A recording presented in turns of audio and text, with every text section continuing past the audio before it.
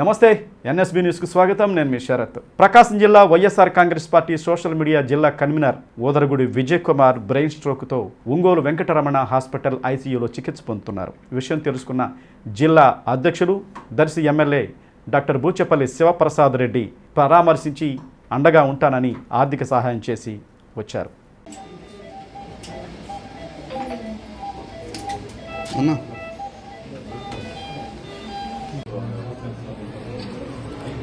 ఆరోగ్యంలో పెట్టొచ్చని అడిగాను.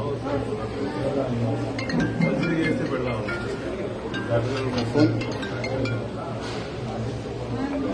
నేను హైదరాబాద్ చెప్పాను కానీ నైట్ వచ్చే బాగానే ఉంటుందిలే. రేపు వచ్చేస్తాను.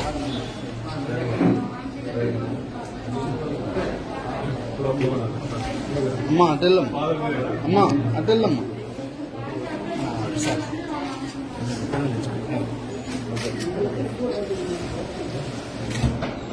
Okay sir.